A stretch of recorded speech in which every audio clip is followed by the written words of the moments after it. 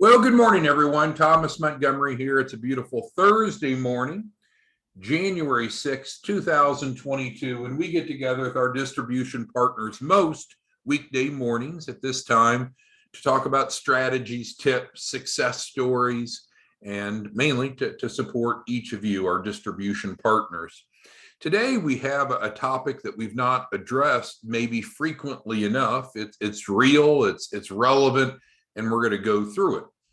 So as hopefully is shown on my screen here, you can see that we're going to talk about how to help your clients avoid debt and instead get funding that does not have to be paid back. And I think you're going to find that's a very attractive proposition to many of your clients. Now, stepping back, and you're bored with this story, but I used to work for the SBA through the Small Business Development Center, and I'd go out and teach. I taught an access to capital class with Brad. Brad is not only a former banker, he's a former bank examiner, and he also worked for the SBA with me. And so we would go out and teach together. We found that audiences liked when two people spoke. Like a lot of times when you watch news programs, they'll have two co-hosts. It just seems to feed off of, they seem to feed off each other. So Brad would always talk about this topic. He would say, look, folks, if you're looking for money to start or grow a business, there's only three categories of capital. That's it. There's only three. You can either borrow money, you can get an equity-based injection, which is obviously what we're talking about today, or you can reinvest earned income. That's it. There's only three sources. Now, someone would invariably raise their hand and say, well, what about grants? But typically grants don't apply to for-profit businesses. So today, for each of us, and Brad's not with us today, he's at work at the SBA, what we're going to do is we're going to focus on equity-based financing. I'm just going to hit some high-level points, show you the process, and I want to give you a personal success story. So not only is our model successful, and we'll look at some statistics as we scroll down the page, but we ourselves went through an equity-based capital raise. We raised over $400,000 of an initial round of equity-based capital, and then went back to that same investor and was able to get, I think it was 4 or 5 additional rounds. So equity-based financing is real. It exists, and we're a personal testimony of that. Let's go ahead and talk about 3 primary reasons why your clients should consider equity-based financing. Number 1, it avoids debt. It's less risky. They don't have to pay it back. Because with equity-based investment, you have someone giving you money for your business. It's not a loan. It doesn't have to be paid back. Secondly, you don't have to qualify for it like you do debt-based capital. You and I, we've gone through the 3 C's so many times, you probably recite it in your sleep. You probably talk about it around the family dinner table, right? Credit, cash flow, collateral. So we know that if we're going to work together and help someone borrow money, take on debt, they have to have at least one of the 3 C's. They don't have to have one of the 3 C's to enroll in the Access to Capital program, but to get them funding, we're going to have to work with them as technical advisors to have at least one of the 3 C's, or they're not going to have any borrowing capacity. Well, that is not an issue, for equity-based capital, because it's not based upon the 3 C's. And then thirdly, there's more money available for early stage businesses, because when an equity investor is putting money into a business, it's based upon the promise of the future and sharing of future profits. It's less based about where is the business now, and it's also less about the individual credibility of the owner or the founder in terms of the 3 C's. So very attractive. Anyone have any questions so far before I get down to the process? You can go ahead and type those questions into the Q&A. All right, so if any questions come up, let me know. We're going to have an abbreviated training today because, ironically, I have a meeting with a potential investor here shortly after our Zoom call. Okay, so what is the process to access equity-based financing? What you're going to see is it's a similar process. So we're first going to enroll the client in the Access to Capital program. As you and I know, there's no upfront cost for the client to enroll. As you and I know, clients that enroll have a guaranteed minimum of $100,000 capital raise. If you're a white label partner, you may be increasing that minimum all the way up to $250,000. But there's no risk of failure for clients in the Access to Capital because there's a guaranteed capital raise. And then from your perspective, you know that you're going to earn at least $12,500 for every client you enroll in the Access to Capital. And that's on the presumption that you're doing the normal $2,500 refundable deposit that the client pays you, not upfront, but after their first tranche of capital. And secondly, assuming that you're charging the norm of a 10% performance fee. So if we know that we're going to raise at least 100,000, 10% of 100,000 is 10,000. That plus the 2,500 gives us 12,500. So it's not a waste of your time, and it's not a waste of their time because both you and the client benefit generously. All right, so the first thing we need to do is get the client enrolled, no different.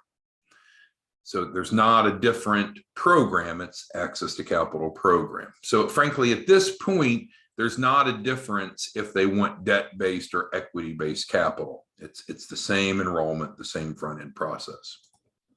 Now, number two, what we want to do is help each client get their first tranche of capital as quickly as possible. And typically that's just going to be within the first few days after enrollment.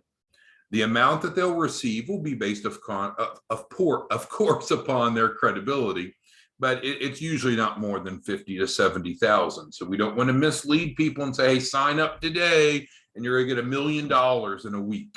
That's improbable. Not impossible, but improbable. But will we be able to get them their first tranche quickly in a matter of a few days? Absolutely. And everyone's approved. They'll get at least enough to cover the refundable deposit so we can build their loan package.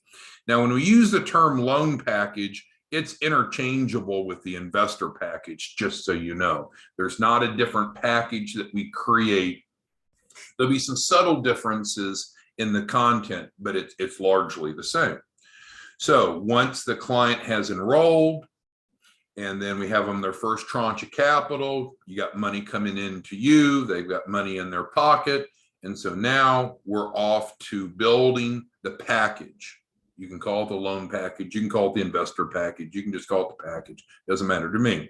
Normally, when we build that, it's a 4-week process, 28 days. If you're a white label partner, which I think almost all of you, maybe all of you are, of course, you could do that faster. I guess you could do it slower. And those are all the things like the business plans and financial projections, getting the asset protection in place and other documentation.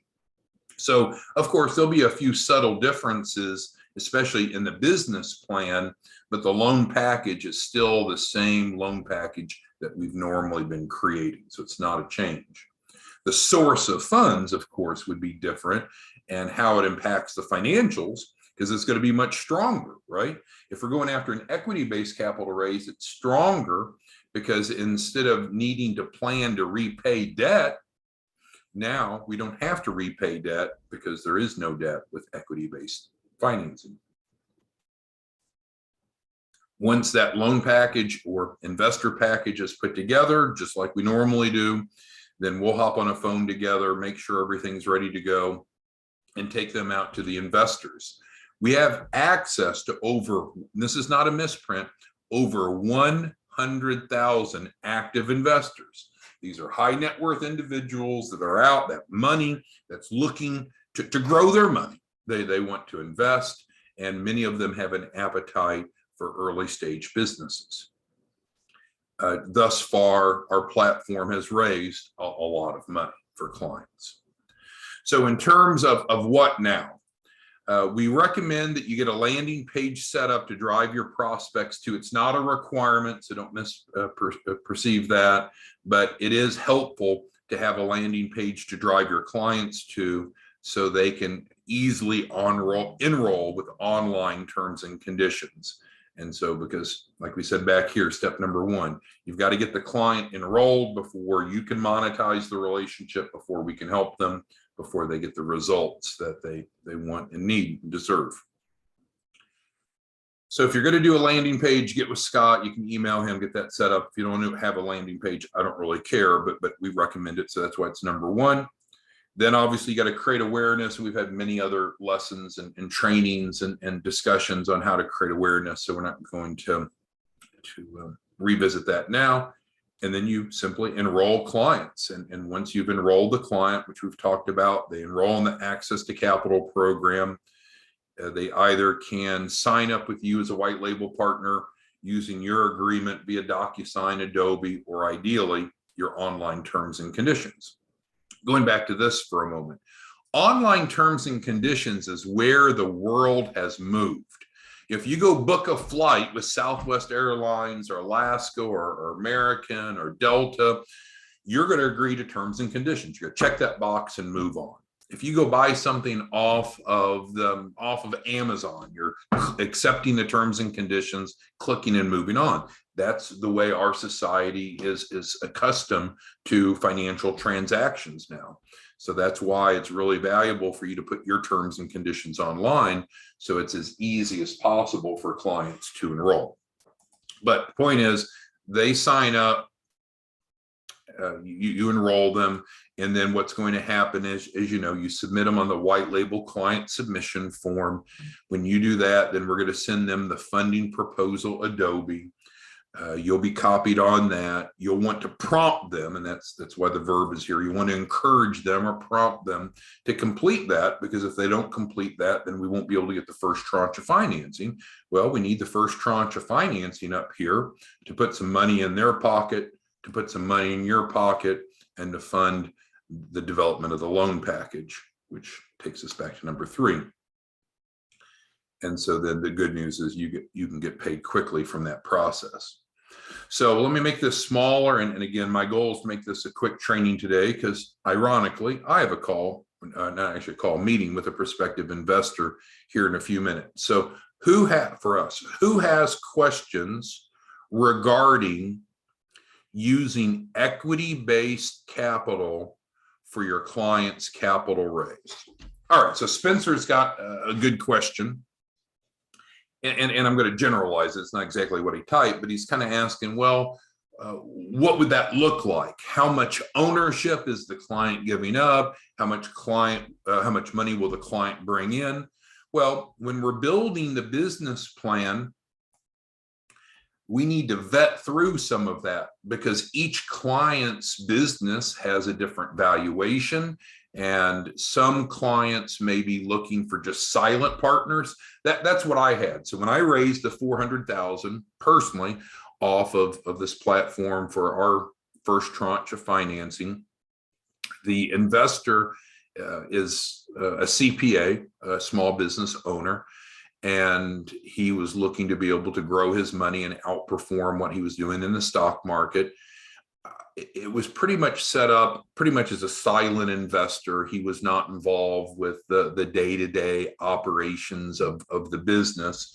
But I guess the point I'm trying to make is Spencer's asking questions about what would the specifics look like between the investor and the client, and that can vary considerably. But the client controls the deal, right? The client owns the company, and the client can decide how much money do they want.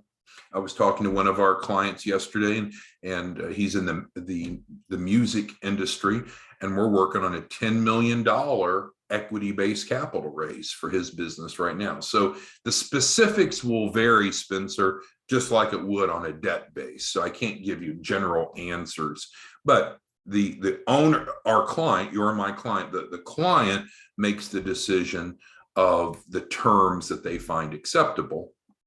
So they're in control. They're not going to get stuck with something that they don't want, that they don't agree to. Thank you, Spencer. So I know that's a general question, or a very generalized answer to a good question, but there's not a simplified answer. Each deal can look very different.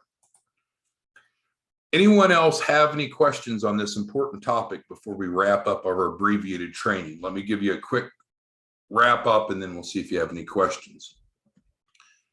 So the concept here is making sure that you're aware that there are three primary sources of capital to start or grow a business. And I think we spend a lot of time thinking about debt.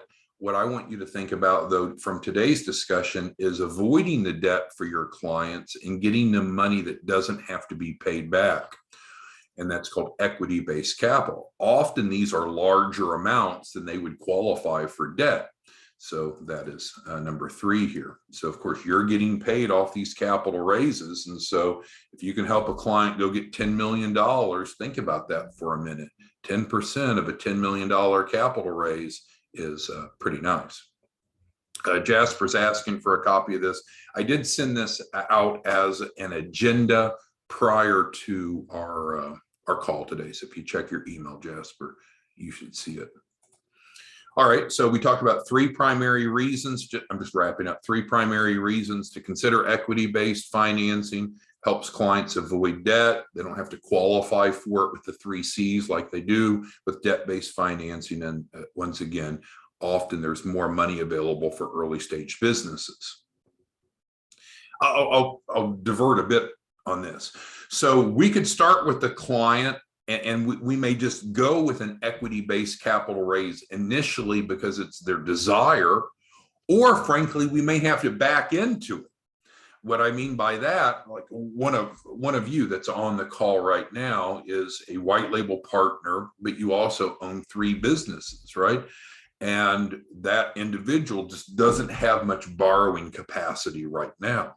So in some cases, we'll go to equity-based capital raise, an equity-based capital raise, just because it's more available than debt in some cases based upon the mitigating circumstances of the client.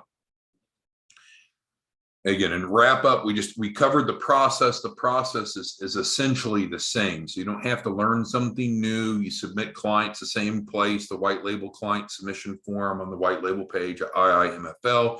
After you have them under contract, the same agreement you have with them should be just fine. And so the client gets enrolled, we help them get their first tranche capital, get them some working capital, get at least enough money to cover the refundable deposit for the loan package, put some money in your pocket. Normally in about a month, we can get the package built out with the business plan, projections. You'll get the key person policy set up, other documentation, and then we're going to facilitate access to investors. And oh my goodness, do we have access to over 100,000 investors? And again, over 400 million raised so far using this platform. What do you do now? We recommend, it's not a requirement, but we recommend you have a landing page. That way your terms and conditions can be online. You don't have to do that. You don't have to work with Scott. We'd recommend it though. You need to go out and create awareness. You need to enroll clients. We'll send them the Adobe funding proposal, encourage them to complete it. So that way we can get them their first tranche of capital. And then you'll get paid and we'll move forward, build out their package, and then get them in front of investors. All right, so quick topic, quick review. Any other questions? Mr. Rich has a question. Is the business plan what determines the source of capital? So Mr. Rich, you're correct to the extent that the business plan does have a section where it talks about uses of funds, like how much money do we need and what are we going to use it for? We're going to buy real estate, equipment, Bitcoin, what is it we're buying? And then also there is the sources of funds, and that's where we illustrate to the reader of the business plan where we want that money to come from. So are we looking for a debt-based capital raise, an equity-based capital raise, a mix? And so the business plan does clarify where we're looking to get the funding, but I don't want to answer your question incorrectly, because your question was simply, does it determine the source of capital? What we do is once you have worked with the client as a white label partner to get their Dropbox documents populated, then we may come back and make some recommendations to them of where the capital should come from based upon the contents of the Dropbox, contents of the loan package, or the client may come to us with a specific request. Hey, I don't want to have to take on debt the last thing that a lot of small businesses want to do is take on debt for hundreds of thousands of dollars that they have to pay back. And so this way they don't have to pay it back. All right, any other questions that anyone has for us today? All right, so again, just encourage you to be compliant. Let's make sure that we had at least 8 client enrollments in January. That's what you committed to do as a white label partner. We'll work with you to help you accomplish that, help your clients raise capital, help you make a lot of money. And hopefully after today's discussion, you realize that it may be a good fit for some of your clients to get money that they don't have to pay back through an equity-based capital raise. Thanks, everyone. See you back tomorrow morning. Bye-bye.